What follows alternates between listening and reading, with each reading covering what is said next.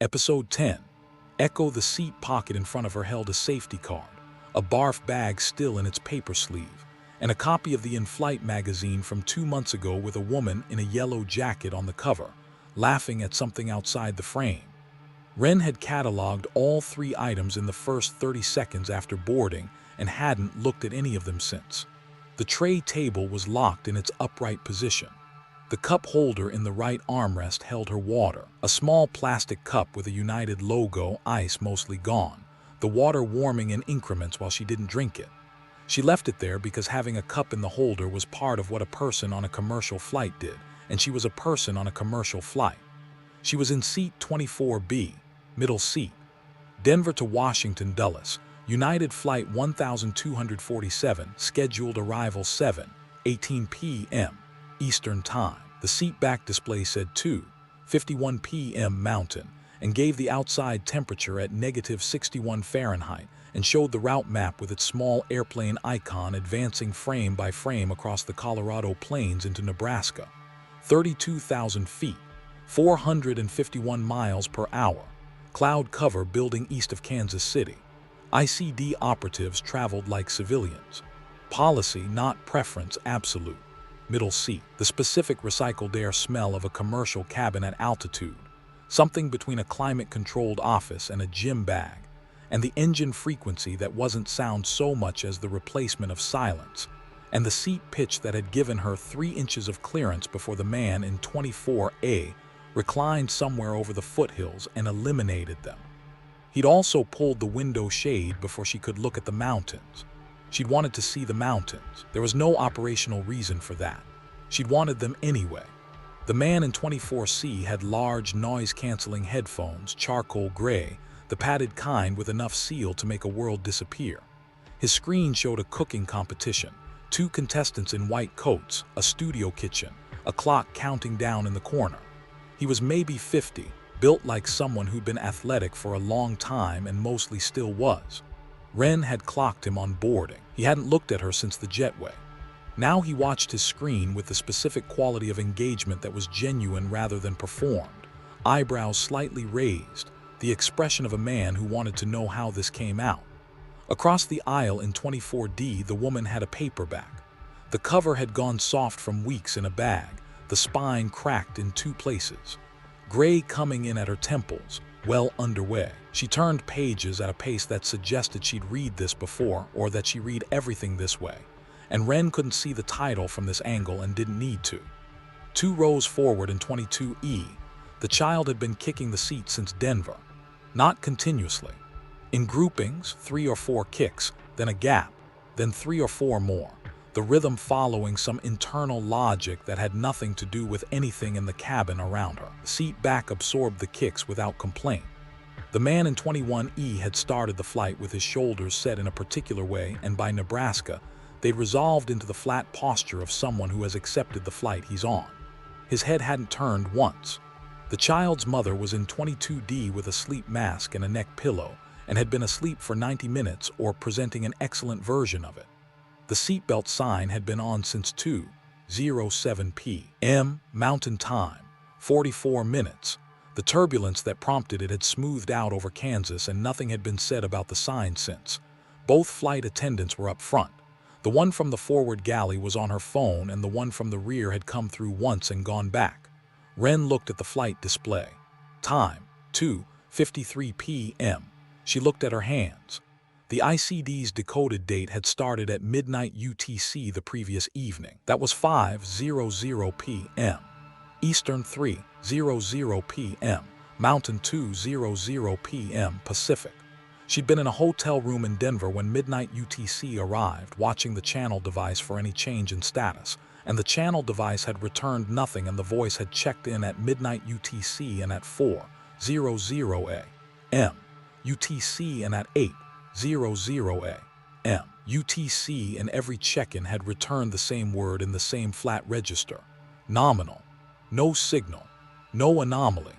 Not a single detectable event at any monitoring station from the belt to Titan. The ICD had pointed its entire prepared response infrastructure at a date that had now run 23 hours, returning nominal at every point of contact. She'd been running the underlying math since before boarding. 9 months of initial decode work to pull the date from the returned signal. 3 more years of structural analysis to confirm it. 11 years total of preparation layered on preparation. Contingency protocols stacked until the stacking itself was protocol.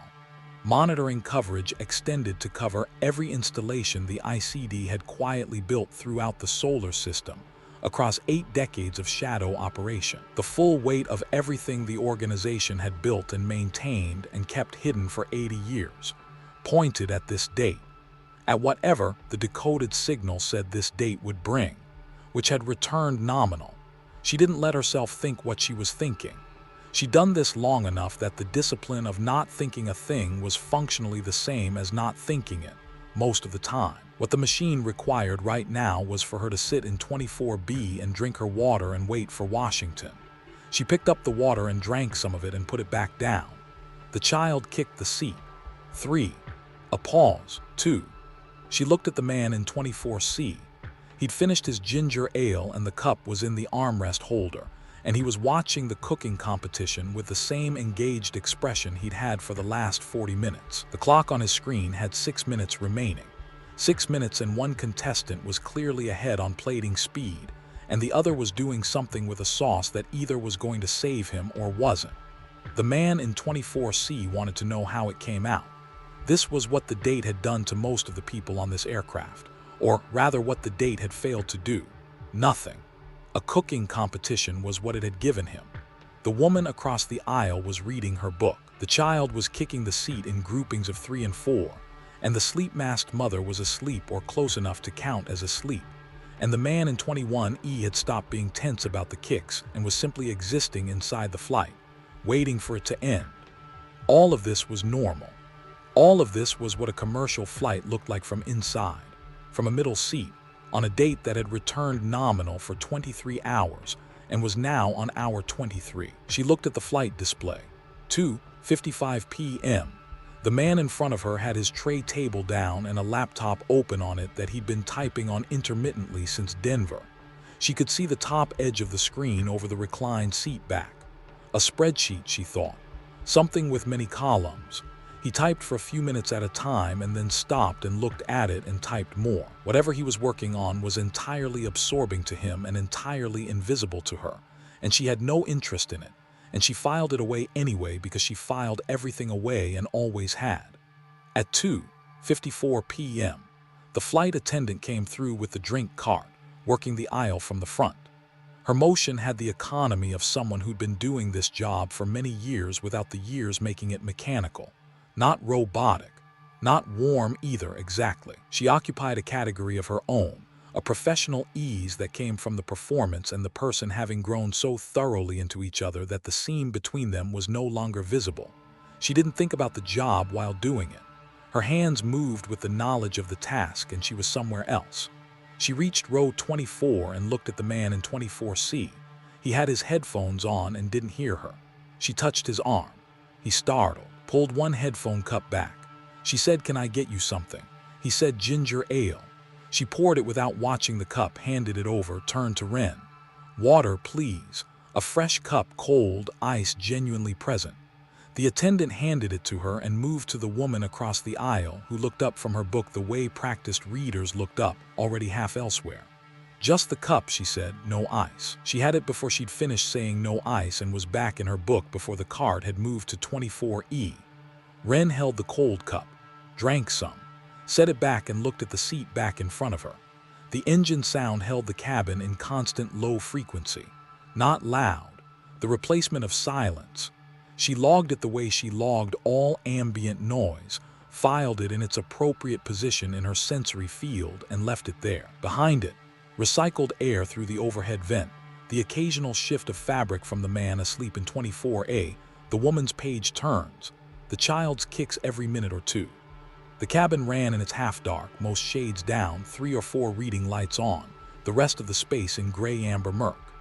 The specific smell of a commercial cabin at altitude, 40 people, and recycled air and synthetic warmth, the smell that was entirely itself, and like nothing outside a plane. She looked at the clock. 2:57 p.m. The cooking competition on the man screen had 8 minutes remaining.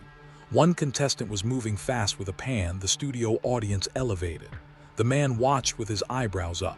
He laughed once, a quiet, genuine sound, and went back to watching. The woman across the aisle turned a page. The child kicked the seat. 4 times, a pause, 2 more. Ren looked at the man in 24A. He was still asleep against the window pillow, the shade down. His face turned at the angle of someone who'd given up caring what position they were in and just wanted to not be awake. He'd barely moved since Denver. She'd categorized him on boarding, the specific ease of someone for whom sleeping on planes was not a skill acquired over time, but simply a thing his body did, the same thing it would do in a car or a train or probably sitting upright at a desk. She'd been able to sleep on planes for years and she still didn't do it the way he did it. The flight display updated. 3:02 p.m. Mountain Time. Outside temperature still -61. An icon the size of a thumbnail pushed across the route map, advancing frame by frame. The decoded date had started in the mid-Atlantic, technically, when midnight UTC arrived. The ICD's monitoring infrastructure had been running elevated scans for 36 hours around the date window, which meant it had been running elevated scans since yesterday morning and would run them through tomorrow morning. And at every check-in point, the word had been nominal, and the word was going to be nominal at the next check-in too, and probably at the one after that. And she didn't know what happened to an organization's posture when what it had been preparing for didn't happen. She'd never seen the ICD prepare this hard for anything. She didn't know what the machine looked like on the other side of this, when the window closed and nothing had been in it. She thought about Nkosi's face when the calculation resolved, the specific expression of someone who had been hoping for a different result and hadn't gotten one. Nkosi had known she was hoping for a different result and hadn't tried to hide that from Ren, and Ren had filed it without comment. The calculation was what it was. Whatever Nkosi had been hoping for, the thing that would have made her face look different when the number came up, Ren didn't know what that was. She kept the result of the calculation and not the context, and in Indianapolis that had seemed like the right choice, and she'd made enough choices that seemed right at the time that she'd stopped second-guessing them somewhere around year 4. The woman across the aisle turned another page. The flight attendant from the rear came through the cabin again, not with the cart, just checking, moving at the unhurried pace of the post-cart pass, looking at the cabin the way someone looked at something it was their job to look at. She went through without stopping. When she got to the front, she said something to the other attendant and they both looked at something, a screen, and went back to what they'd been doing. The seatbelt sign stayed off. 3:05 p.m. up front. The man in his reclined seat had stopped typing and closed the laptop. The seat back, just a seat back now with a magazine in the pocket. In 24A, the window seat man had shifted slightly, his head tilting a few degrees, still asleep. The child in 22E had gone quiet for a stretch, 3 minutes, maybe 4, and then started again. 2 kicks, a pause, 1 kick, a pause longer than the first, 3 kicks in rapid succession. The flight had a quality at this point in the afternoon at this altitude that Ren didn't have a word for. Not tedium, not peace exactly, the specific texture of a middle hour, too far from origin to remember departure, and too far from destination to anticipate arrival.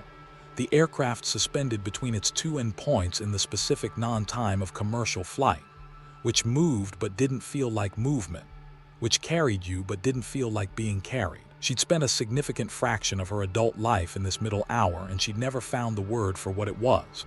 She'd stopped looking for it. 3:07 p.m. The man in 24C's cooking competition had 3 minutes on the clock. Both contestants were plating now, the studio lights on their food, the audience noise building. The man leaned forward almost imperceptibly. The child kicked the seat. At 3:09 p.m. Mountain Time, the channel device in her bag in the overhead bin activated. Her bag was directly above row 24, front zipper facing out, handle right, the way she always positioned it. The device was in the interior zip pocket. The activation tone was half a second, a specific two-part pitch she'd have needed concentration to isolate in a quiet room. She heard it through the bin lid in her bag and the ambient noise of the cabin at cruising altitude as clearly as her own name. Her neck didn't move. Her hands were in her lap and they stayed there. The man in 24C was watching his show. Across the aisle, the woman was reading. The child had gone quiet. The channel device couldn't receive any signal through commercial aircraft hull shielding. Not a design limitation, a physical impossibility. The ICD's communication frequencies didn't penetrate aluminum airframes, and the device had no receiving architecture outside those frequencies. And the aircraft's own communication infrastructure was a separate technology entirely, non-interfacing with the device's systems. On a commercial aircraft at cruising altitude, the channel device couldn't activate. She sat with her hands in her lap and looked at the tray table latch. Small gray plastic, a shine on the raised part from the handling of many passengers over many flights. The seatbelt sign was on. She sat and counted 4 minutes. She didn't look at the overhead bin. Looking at the overhead bin would have been a thing a person did when they wanted to get something out of the overhead bin, and she didn't want to do that while the seatbelt sign was on and the flight attendant was watching the cabin, because a person retrieving something from the overhead bin while the sign was on was a person the flight attendant would talk to, and she didn't want to be talked to. She looked at the tray table latch and looked at the seat back in front of her, and looked at the edge of the man's laptop screen visible over the reclined seat back, the spreadsheet still open. The man in 24C's cooking competition had 2 minutes remaining on its clock, one contestant plating something at speed. The flight display clicked from 3:09 to 3:10, then 3:11, then 3:12. Her hands didn't move. The device was in the bin, 8 feet above her. It was open on a channel that couldn't be open and receiving something that couldn't be received, and had been doing this now for 4 minutes and was still doing it. She was certain of this without any way to confirm it. Certain the way she was certain of things she'd trained herself to be certain of without visible evidence. And she sat and looked at the tray table latch and waited. At 3:13 p.m., the seatbelt sign clicked off. Ren stood, opened the overhead bin, moved the jacket belonging to 24A 2 inches to the right, and took her bag out by the handle. She sat back down with the bag in her lap. The bin closed on its hinge. In 24C, the man glanced at her with the brief automatic attention of proximity and went back to his screen. The woman across the aisle didn't look up. Ren unzipped the main compartment and worked the device out of its interior pocket by feel, keeping it in her lap below the tray table level. The screen lit when she touched the power edge. Active channel indicator, green. The signal strength display, which should have shown nothing in this environment, held a full reading at a frequency number she'd never seen on this device. She looked at the number and ran it against every band she'd been trained on. None of them. The frequency fell in a range her ears could register. It was doing something that frequencies in that range didn't do. The channel was open and something was coming through it. Her thumb moved toward the close function. She stopped it. She held the device in both hands with her thumbs on the casing edges and made a decision that contradicted every relevant protocol she'd been trained under for the entire length of her career. Her jaw set. Her breathing held at its normal rate. She left it open. The man in 24C said something quiet and involuntary at his screen, the sound of someone watching a thing go wrong in a competition. In 22E, the child kicked the seat once. Overhead, the recycled air moved through the vent at its constant low pressure. The 11 seconds began. What came through the channel wasn't sound the way the engine noise was sound, or the flight attendant's voice had been sound. Her ears received it, and the automatic categorization process her brain ran on all auditory input began and kept not finishing. Not because the input was too complex or fast, because the process got a grip on one quality of what she was receiving, and that quality was genuinely real, correctly identified by her categorization system. And then the next moment arrived, and the correctly identified quality was still present, and was also incompatible with what came next. Not like two signals arriving simultaneously. more fundamental. The thing coming through the channel had properties that couldn't coexist inside any framework she had for what sound was capable of being, and both properties were present, neither canceling the other, neither resolving into anything her framework could hold, both simply there. Her palms pressed against the casing. She held that. The plastic edge, the slight give of the device's body, the warmth from the bag, fully real, she kept it. Seconds 1 and 2, the process found pattern, rhythm, the structural repetition that human cognition was built to identify and name before consciousness got involved. She felt the process find it, felt the fraction of a second before a word became a word, the shape of the name about to arrive. Then the next part of the 11 seconds arrived. The pattern was still there, unchanged, genuinely present, and had revealed itself as something she'd been about to name with a word that assumed patterns unfolded inside time the way patterns unfolded inside time. This one was doing something else with time. It was unfolding and was simultaneously complete, not recorded, not frozen, both states fully present at once, and she couldn't hold both in the same place in her thinking without one displacing the other. While inside the 11 seconds, neither displaced the other at all. Her jaw stayed tight. She let it. Seconds 3 through 6. The process abandoned pattern and tried frequency and pitch, the basic mechanics of sound, and these were working in the limited sense that the thing coming through the channel had frequency and pitch and her ears registered them. She located the frequency on a scale. She had the number. Then the process tried to understand what that frequency was doing, and found it was doing something frequencies in that range couldn't do. And what it was doing wasn't a distortion or an effect applied to a bass signal.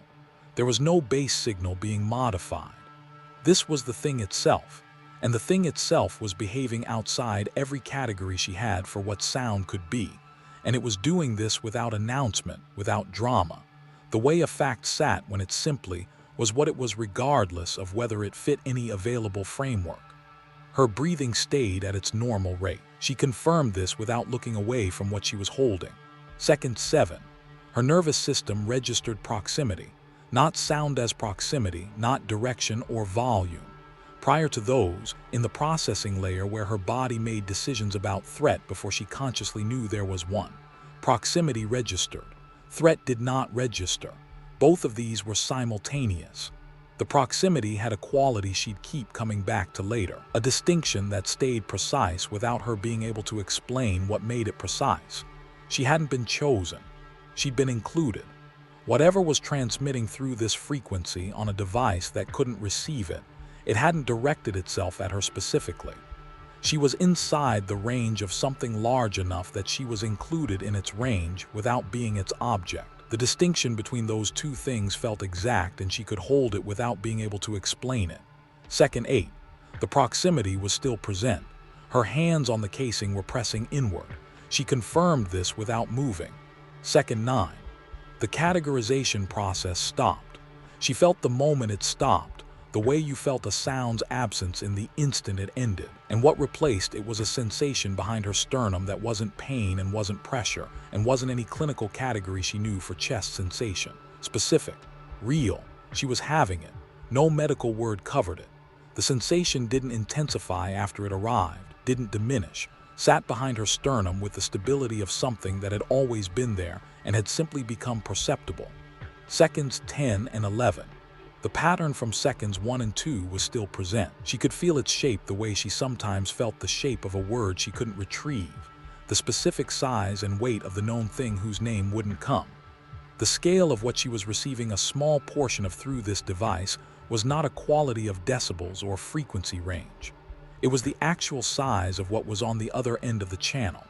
Large the way that geological time was large, not threatening, not directional, not motivated or aimed at anything, simply the actual measurement of a thing that had turned some portion of its attention toward the frequency band where this device was receiving. And the attention was not personal and was not indifferent and occupied no category she could name, because naming it would have required a framework she didn't have and had never needed before this moment. The channel closed, not because she closed it. The active channel indicator went dark, the frequency number gone from the screen, and the device returned to its dormant state with the passivity of something that had completed a function. She sat with it in both hands below the tray table and looked at the screen, and then looked at the tray table latch. The cooking competition on the man's screen had ended. His display showed the selection menu. He looked at it with the mild attention of someone deciding whether to start something else or simply wait out the remaining flight time. He hadn't looked at Ren once. The child in 22E kicked the seat. 2 kicks. A pause. 2 more. Ren put the device back in the interior pocket. She zipped the main compartment and put the bag between her left knee and the armrest and looked at the flight display. 3:09 p.m. Mountain Time. Her hands were in her lap and hadn't shaken. She looked at the mesh seat pocket in front of her, the magazine, the safety card. Her jaw was still tight. She released it. She breathed out once through her nose, deliberately, not a visible breath, not anything someone looking at her from the adjacent seat would have registered as different from any other breath.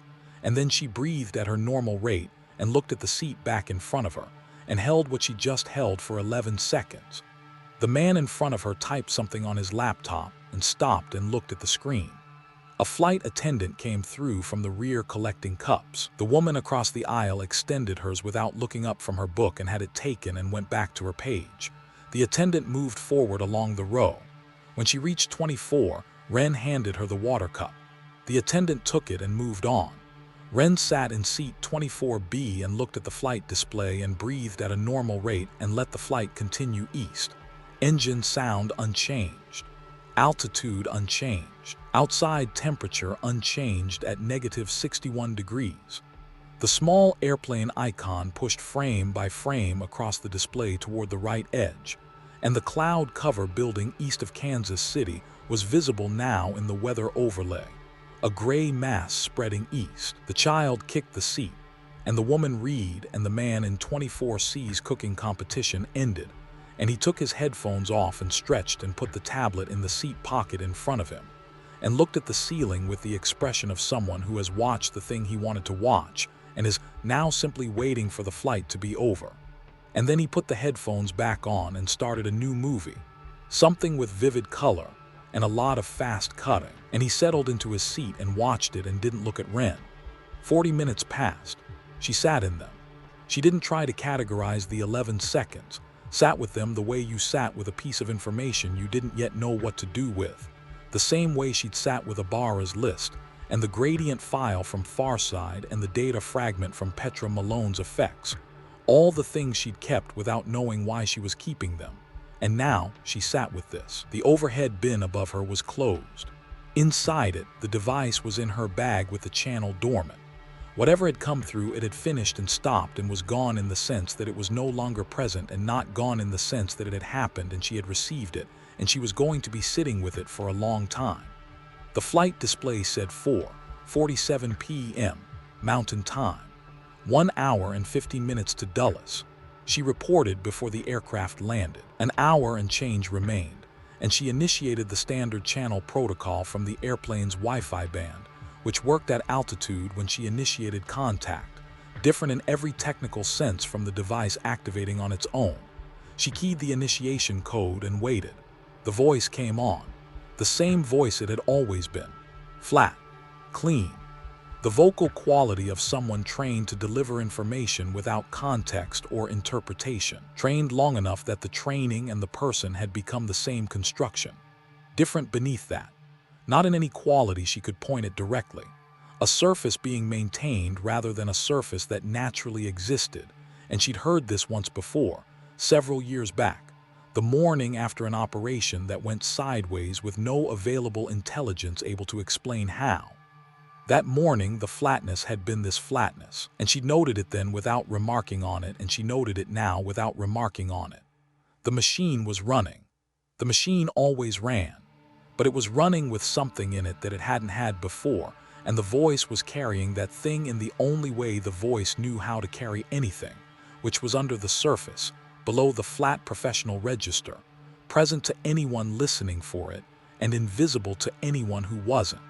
She reported the activation. Time 3:09 p.m. Mountain. Duration 11 seconds. Device initiated on its own. Non-ICD frequency, full signal strength reading. She gave the frequency number. She gave it cleanly the way she gave all operational data without inflection or pause. The voice received this. A pause brief, the length of a pause where something is being relayed rather than processed by the person on the line. Then, repeat the frequency. She repeated it, a longer pause than the first. She looked at the seat back in front of her while it lasted.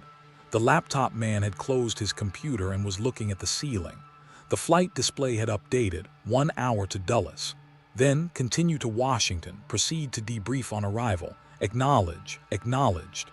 Further contact pending review. Stand by for additional instruction. Understood. The channel closed. She put the device back in the bag and zipped it and returned the bag to the overhead bin and sat back down in seat 24B. The man in 24C was halfway through his new movie and had his headphones on, and he hadn't registered any of this.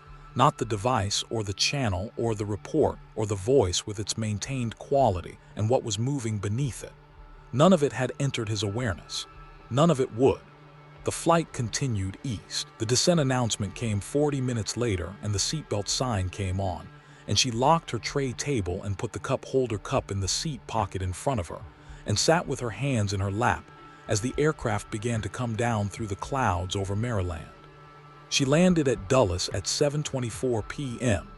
Eastern, 6 minutes late, and taxied to the gate in the dark of a November evening. People raised their shades for the approach, and she raised hers and watched the descent through the mid-Atlantic overcast.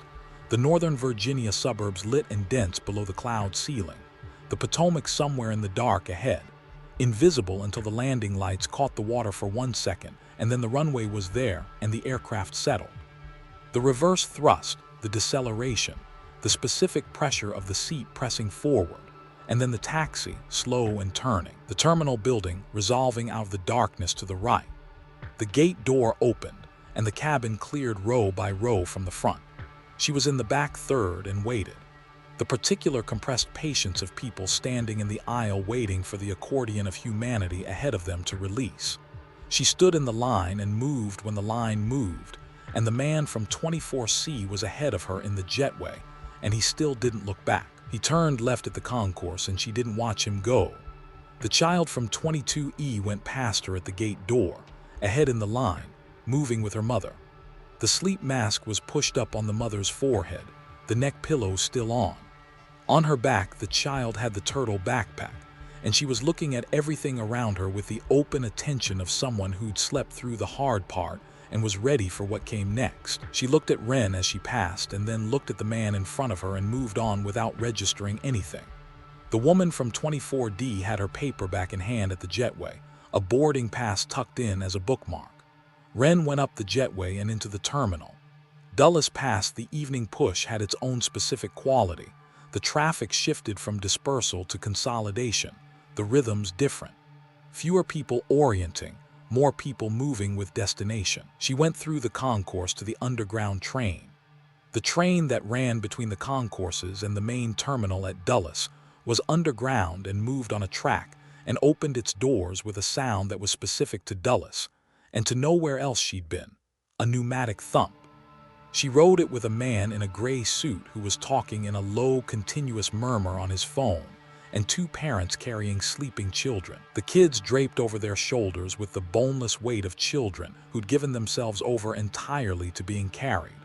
The main terminal had the smell of a building through which millions of people passed annually without any of them staying. Industrial and faintly sweet, and impossible to pin down more precisely. She went through arrivals, past the people waiting with signs, and the people waiting without signs, and the families who'd spotted each other and were moving toward each other with the specific momentum of people who'd been waiting. None of this involved her. She went through the automatic doors. November in Northern Virginia at 7:30 p.m. The wet cold, genuinely different from Denver's cold, the mid-Atlantic atmosphere with moisture in it, breath visible, the chill with a different weight to it. She walked along the arrival curb past the cars in the pickup lanes and down the ramp to the lower level where the rentals and the parking structure met. A dark blue sedan was waiting. Not a rental agency car, no insignia, a man in the driver's seat who didn't get out and didn't ask her name. She got in. He pulled out without a word, and she put her bag on the seat beside her and looked at the back of his head and then looked out the window. The Dulles Toll Road going northeast through Fairfax County was the specific geography of the outer DC suburbs at night. The tree lines dark between the lit commercial strips, the density of the development increasing as you move toward the city, the road signs shifting from highway numbers to district names as the beltway fell behind. She tracked it through the window the way she tracked all movement, logging the route and its markers. And after a while, the geography was familiar enough that she stopped logging it actively and just watched it go by. The driver took the river road north along the Potomac. She could see the water on the left when the tree line broke, the specific darkness of a wide river at night, the city lights beginning to appear on both banks. They crossed into the district northwest quadrant, and the streets narrowed and the buildings changed, and she oriented quickly to the neighborhood and tracked the final blocks to where he stopped. A street of institutional buildings from the 70s. Concrete and aluminum framing, no ornamentation, the style of that decade's functional architecture, built to last and built to communicate nothing. The windows were dark at this hour. She got out. A man in a gray ICD standard suit was already at the building's door, holding it open, and she went past him into the lobby without pausing. The lobby had a security desk. The woman behind it logged her on a keypad, gave her a badge on a clip, said Level 4, Room C, elevator to the left. Wren took the elevator down, the kind that went deeper than its floor number suggested. The pressure changed slight but present, the elevator moving with a smoothness that indicated recent installation or recent maintenance in a building that didn't look like it had received either. It opened onto a corridor without windows and without any design that had ever anticipated windows, neutral sourceless lighting, sealed concrete floors, structural gray walls. The kind of space the ICD built when it didn't need to explain the building to anyone. She'd been in 2 ICD facilities in DC before. Neither was this one. The ICD had more facilities in Washington than it had in any other city, and she'd never been to most of them, and she didn't think about that very often, and she didn't think about it now. She followed the corridor to the third door on the right and pushed it open. Room C, table, 4 chairs, a screen on the wall dark. A water carafe on the table with 2 glasses set out, the condensation on the carafe glass indicating it had been sitting for 10 minutes or more. She put her bag on the nearest chair and sat in the next one and looked at the screen and then at the carafe. She could hear nothing outside the room. Not the corridor, not the elevator, not whatever was above this level. The room had the specific silence of a space designed for conversations that weren't to be heard, and the silence was thorough and complete, and she sat inside it and waited. She thought about the voice on the channel, the maintained flatness. She thought about what was moving through the ICD right now, through every level of it she had access to and all the levels she didn't. And she thought about what it felt like from inside an organization when something happened that the organization had no category for. She'd seen it once, the aftermath of the sideways operation, and what she'd seen was exactly what she was feeling through the channel now. The machine running harder because running harder was the only thing the machine knew how to do when it encountered something it couldn't process. More protocols, more procedure. The vocabulary of operational response deployed in the face of something that operational response had no language for. The machine would run until it produced an output or until someone at the top made a decision about what the output should be. And in the meantime, the machine ran, and everyone inside it ran with it and maintained the surface. She counted 6 minutes before the door opened. He came in and she got what she needed from one look. Old. Not the old of a desk career, the old of someone who had been in operational function for decades and still carried the architecture of it in his posture and the distribution of his weight, 70 or close to it. A suit without a tie, he carried nothing. He came to the end of the table farthest from her and stood and looked at her. Not a long look, long enough. The date event has been logged and classified, he said. It's under review. You're to continue normal operations. He said it with the certainty of someone who had been delivering sentences like this since before she was born. The 2 sentences had the quality of institutional language at its most complete and most limited. language that didn't describe the event, but described the procedure through which the event would be processed. And the procedure was the organization's full available response to the fact that the event had no category in any of the organization's existing frameworks. This was what the ICD knew how to say. These 2 sentences were all of it. He looked at her for a moment longer than the 2 sentences required. She held his gaze. Her hands were on the table. She looked at him and he looked at her, and the expression on his face was flat, and beneath the flatness was something that wasn't part of a standard close-of debrief assessment. He'd read something in her file before coming in here. She didn't know what he'd seen in it. She didn't know what he was looking at now, whether it was what he'd read or what he was seeing in front of him or some combination of both that was producing this extra moment. He left.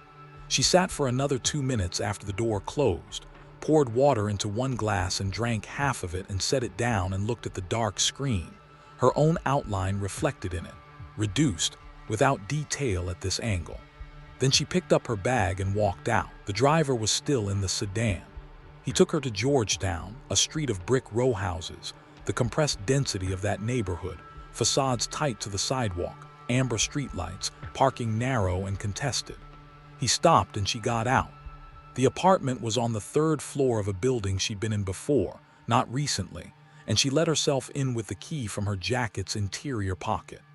The stairwell had the smell of an old building that was well maintained, something between plaster and old wood, and the specific neutral quality of a space cleaned regularly, but not occupied the way a home was occupied. She went up 2 flights and let herself into the apartment, and stood inside the door for a moment while her eyes adjusted to the light from the street coming through the gap at the shade's edge. The apartment had the quality of a space maintained for someone who was rarely in it. Not neglect. The reverse of neglect. The particular order of a place kept ready and stocked and cleaned on someone's schedule, nothing accumulated from ongoing habitation. No coffee ring on the kitchen table, no jacket thrown over anything. The plants on the windowsill, 3 of them, were alive and had been watered within the last few days. She didn't know their names. The kitchen had food she hadn't purchased, the refrigerator with the specific stocked quality of a space, resupplied by someone following a list. The bed was made with the tightness of someone else's hands, a space in perpetual readiness for a person who came through it at intervals and never stayed long enough to leave a mark. She put her bag on the floor by the closet and took her jacket off and put it over the chair by the door. She looked at the chair and the jacket on it for a moment, and then sat on the edge of the bed. The clock on the nightstand said 9:47 p.m. She looked at it. She looked at the window, the shade down, the thin line of streetlight at its edge, and she listened to the apartment's specific silence, which was the silence of good insulation in a brick building in a city neighborhood, the city present but at a remove, filtered down to a level that registered as background. Outside, a car on the street below. Then another. The low constant underhum of the neighborhood at night. Never fully dark, never fully quiet. The kind of noise that you stopped noticing within minutes and that remained present in every room of every DC apartment she'd ever stayed in. She sat on the edge of the bed and tried to describe the 11 seconds. She started with what was concrete. The frequency number on the device's screen. Specific, numeric, exact, held with the same precision she held all operational data. She had it. She'd always have it. The number was real and the device had displayed it and she'd read it. And it was in her memory the way operational data went into memory, clean and retrieval ready. She built from it. Sound was the first word she reached for, and it was accurate and was also the first point of failure, because sound assumed a category of sensory event that the 11 seconds had occupied partially and not partially at the same time, and every modifier she tried to apply correctly described one aspect while failing another with a consistency that began to feel deliberate, like the 11 seconds were systematically outside the reach of every available term. Auditory, signal, transmission, all of them fit something and failed something else. She tried duration. 11 seconds of open channel, 11 seconds of reception, both accurate. The 11 seconds had also contained something that her brain's time processing hadn't been able to locate within 11 seconds during the reception itself. Not because it felt longer or shorter, but because the scale of what she was receiving hadn't fit inside the container. The container was real, and its contents hadn't been reduced to the container's dimensions. She held this formulation, and it was imprecise, and she knew it was imprecise, and she couldn't improve it without collapsing into language that described a different thing. She tried the proximity from second 7, the distinction between chosen and included. She held it and it stayed precise, and she still couldn't explain what made it precise or what it actually described about the nature of what had transmitted through the channel. It described scale, the difference between a signal directed at one recipient and a signal large enough that one recipient could exist inside its range without being its aim. She kept the distinction and couldn't build from it because building from it required premises she didn't have. She tried the sensation from seconds 9 through 11, went through every clinical term she knew for chest sensation and none fit. Pressure, not pressure. Ache, not ache. The specific sensory quality of certain cardiac events, of certain anxiety responses, not those. The sensation had been specific and real, had arrived at a moment she could locate precisely, had neither intensified nor diminished, and had no medical word she could apply to it. She sat with that and noted that sitting with it didn't make it more describable. She returned to the pattern from seconds 1 and 2. She'd been closest on the pattern. In second 2, she'd felt the shape of a name about to arrive, the fraction of a second before a word became a word. She went back to it now in the quiet of the apartment and got to the same near point, and the pattern moved the same way it had moved then.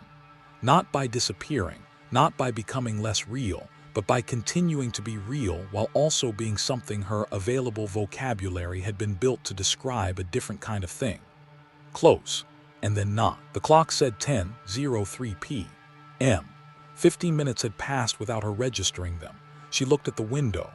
The thin line of streetlight at the shade's edge was constant and yellow and entirely ordinary, and was the same light it had been an hour ago and would be an hour from now, indifferent, just a streetlight doing what streetlights did. She would hear the 11 seconds again, not from the device. She didn't know this yet. Lay back on the bed with her shoes still on and looked at the ceiling, and the city moved at its low November volume below her, and the machine ran its circuit inside her the way it always ran. The same path, the same current, the same uninterrupted flow it had maintained through every assignment and every city and every middle seat on every commercial flight, and it was running now. It had never stopped. It wouldn't stop now. She let it run. The man from level 0's 2 sentences. She turned them over with the same precision she brought to anything operationally significant, pulling them apart to see what they contained. The date event has been logged and classified. It's under review. You're to continue normal operations. 3 sentences she treated as 2, the third being the instruction rather than the information. And the information was in the first 2. And what the first 2 said was, the ICD knows that something happened and has assigned it a classification category, and the category it has assigned it is under review, which meant the classification it had assigned it was provisional, which meant the organization didn't know yet what category this was, which meant it was doing the only thing it could do when it didn't know what category something was, which was running the machine until an answer emerged or until someone at the top decided what answer to produce. She'd been in the organization long enough to know the difference between those 2 things. The man had looked at her for a moment longer than the statement required. She kept coming back to that, not because it told her something specific, because it told her that he'd seen something in her file before coming in, and whatever he'd seen had made him look at her that extra moment. And he wasn't the kind of person who looked at anything for longer than required as a general practice. He'd been in the organization longer than she had. He knew what it looked like from the top. Whatever he'd seen in her file, whatever he was looking at in her face, had produced that extra moment, and then he'd left the room and she'd sat with it. And now she was lying on a bed in Georgetown looking at the ceiling with it, and she didn't know what it was. She didn't know if that was good or bad. She'd stopped thinking in those categories years ago. Somewhere in the solar system, monitoring systems were scanning the date window and returning nominal to a voice that was maintaining flatness over something it had no category for. The date continued its last hours in complete ignorance of its own significance, and the world continued at the low volume of people who didn't know what day it had been, wouldn't know, couldn't know, and who were sleeping and driving and watching cooking competitions and reading worn paperbacks and kicking the seats in front of them without any awareness that the thing they'd been built by had done something tonight that the most powerful shadow organization in human history had received with 2 sentences and a procedural category, and a man who looked at her a moment longer than required before leaving a room he'd been in for less than 2 minutes. On the chair by the door, the jacket held the photograph in its interior pocket, 3 people in coordinated burgundy, a woman with a genuine smile, a teenage girl making a face at the camera, a man standing slightly apart with his hands at his sides. The expressions of people who believe the person keeping the photograph will always be there to keep it. Continue normal operations. The clock said 10:04 p.m., and the streetlight held its thin yellow line at the edge of the shade, and the city went about its business, and Ren lay on the bed and continued.